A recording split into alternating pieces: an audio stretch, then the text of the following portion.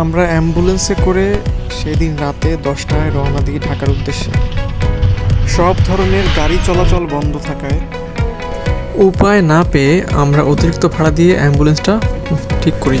গোপালগঞ্জের কাছাকাছি আমরা 5 মিনিটের বিরতি নেই। ঢাকা যেতে কত সময় লাগবে জিজ্ঞেস করতেই আমাদের আহিদুল ভাই একটু মন খারাপ করে বললেন, এখনও 3 ঘন্টার মতো সময় লাগবে। আমাদের সবারই কিছুটাই মন খারাপ ছিল। বাড়ি ছেড়ে দেশ ছেড়ে অনেক দূর যেতে হচ্ছে। এই আমাদের বেলাল ভাই।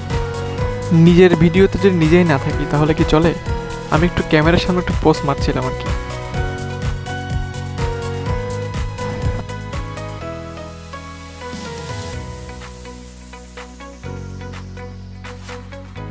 একটা একটা করে টোল পার হচ্ছিলাম আর শুনছিলাম ঢাকা যাত্রাবাড়িতে সমস্যার কথা। প্রচুর গ্যাঞ্জাম হচ্ছে।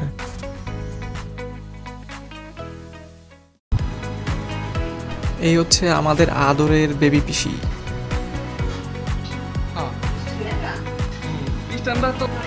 এই হচ্ছে আমার দিদি।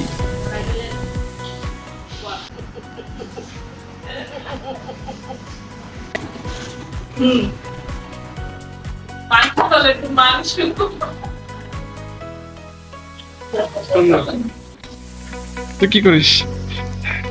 একা একা করিস কেন?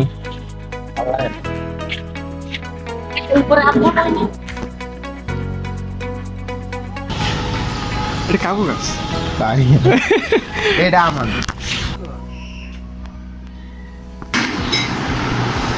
না জায়গাটা একটু ইয়া করো।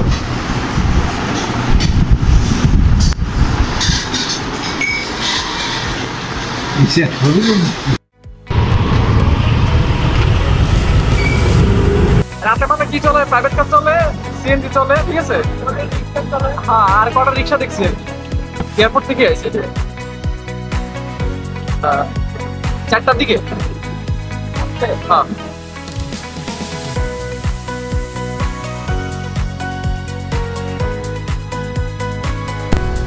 এয়ারপোর্ট হাজি ক্যাম্পের পাশে কোনো একটা হোটেলে উঠবো এবং একটাই বের হব, কারণ ভোর 5টা 40-এ আমাদের ফ্লাইট।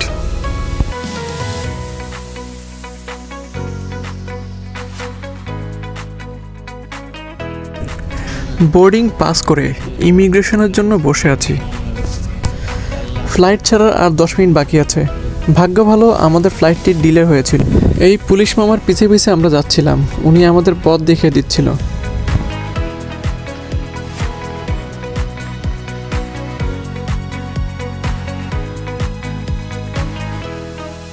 এই হচ্ছে আমাদের প্লেন, গালফ এয়ার।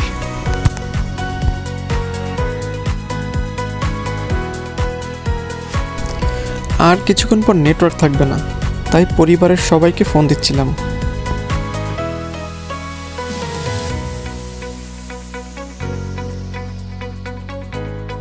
সিরিয়াল হিসেবে ডাকার পরে আমরা একটু একটু করে প্লেনের দিকে আগাচ্ছিলাম। পাইলট মামা প্লেন চালানোর জন্য রেডি, আর এদিকে 2 এয়ার হোস্টেস দিদি আমাদের স্বাগতম জানাচ্ছে।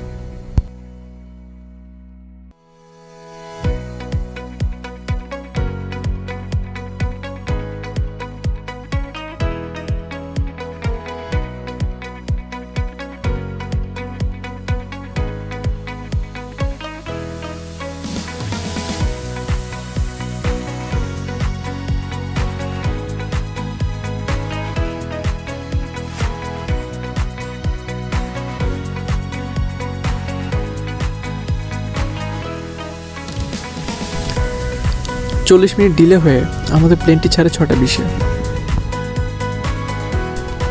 আজ বৃষ্টিও আমাকে বিদায় জানাচ্ছে।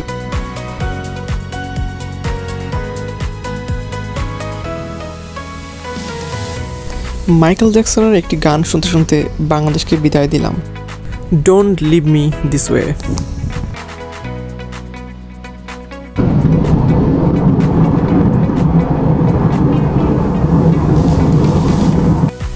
ফ্রন্ট স্ক্রিনে এন্টারটেইনমেন্টের জন্য কী কী আছে তা একটু যাচাই বাছাই করছিলাম।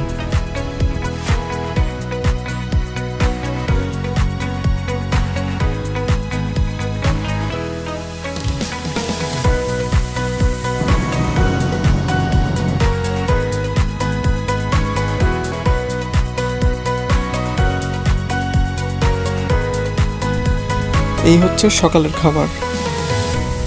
আমাদের প্লেনটি কোন কোন দেশের উপর দিয়ে যাবে এবং কত সময় লাগবে সেটা দেখছিলাম।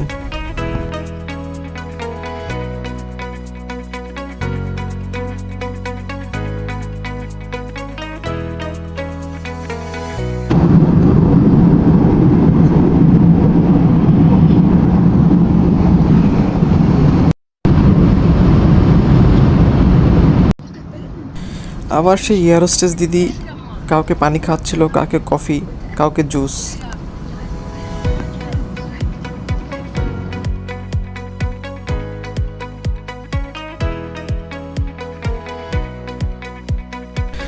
আর এই দিদি আইসা কয়, আপনারা সবাই চেয়ার সোজা করুন, চেয়ার সোজা করুন।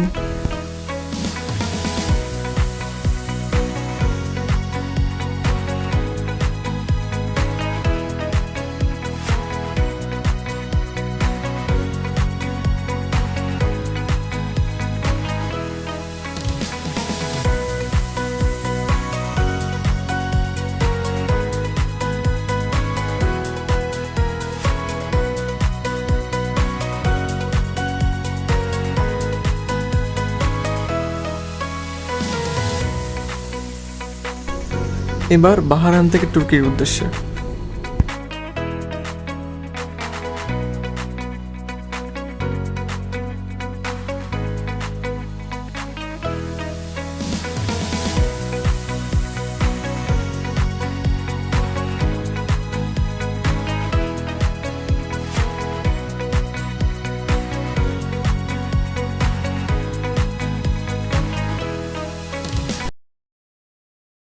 এই হলো আমার দুপুরের খাবার।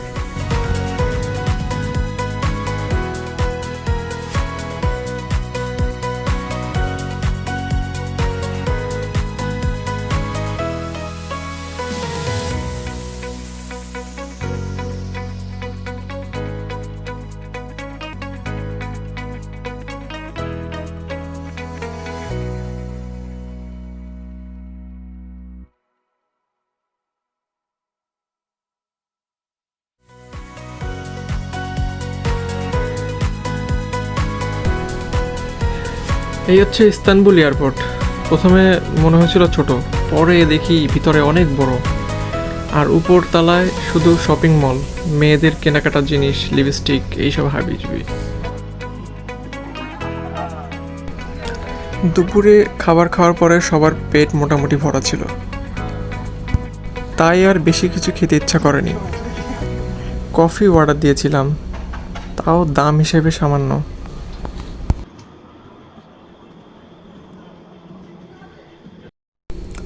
এরপর ইস্তানবুল থেকে লিবিয়া। এইবার ছিল বার্নিং এয়ারলাইন্স। এয়ারলাইন্সে ওঠার পরে মনে হলো বাংলাদেশে কোনো লোকাল বাসে আছি, কিন্তু তাদের খাবার ও সার্ভিস ভালো ছিল। একটা জিনিস লক্ষ্য করলাম, কাল হো না হো সিনেমার মিউজিক বাজতেছিল ব্যাকগ্রাউন্ডে।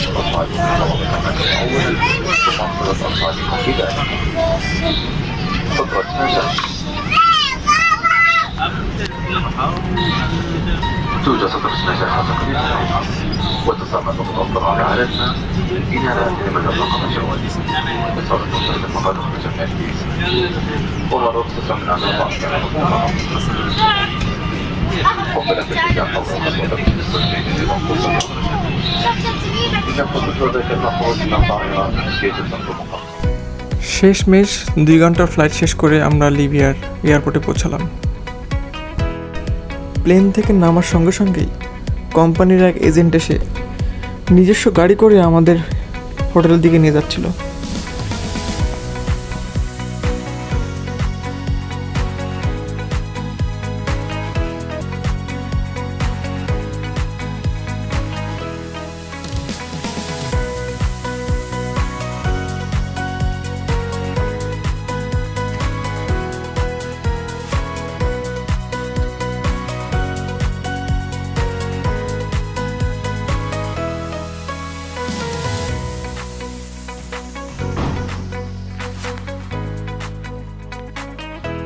Look at that, কি অবস্থা!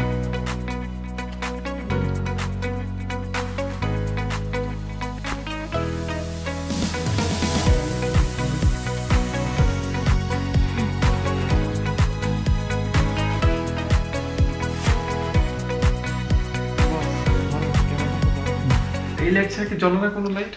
অবশ্যই আছে, অবশ্যই জ্বলে। অবশ্যই আছে, দেখা যাবে। এখন আপনি ফ্রেশ। আসে আমার আসে না। হুম, কোনটা লালটা না সাদাটা? লালটা না সাদা? একটা নিলেই হবে, যেটাই নেন আপনি নতুন এবং যেটা যেটা ভালো লাগে। Relax relax relax. আমরা দুইজনে কিছুক্ষণ মজা করলাম। এসিটা চালিয়ে দিলাম এক ঘুমে সকাল।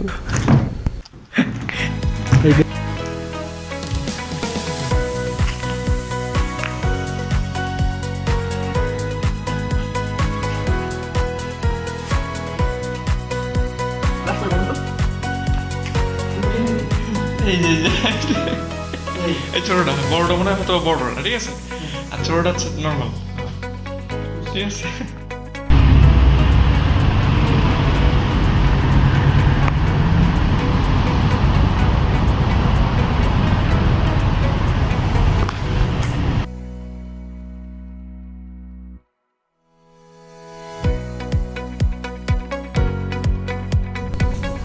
চব্বিশ তারিখ সকালে আমরা ব্রেকফাস্ট করে গেটের দিকে রওনা হচ্ছিলাম।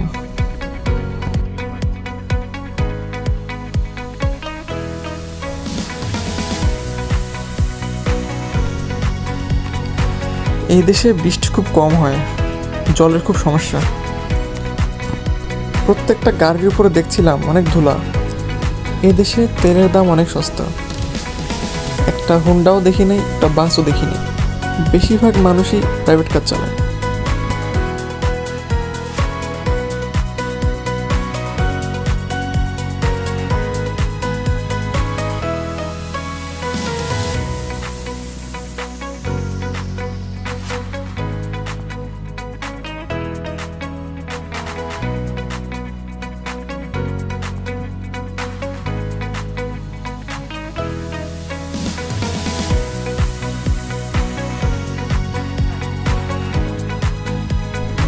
দশ মিনিটের রাস্তা পার হয়ে আমরা এখন বেনগাজি পোর্টে।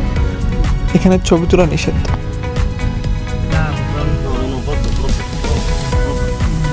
ক্রেনের বাস্কেট করে আমরা এখন শিপে উঠবো।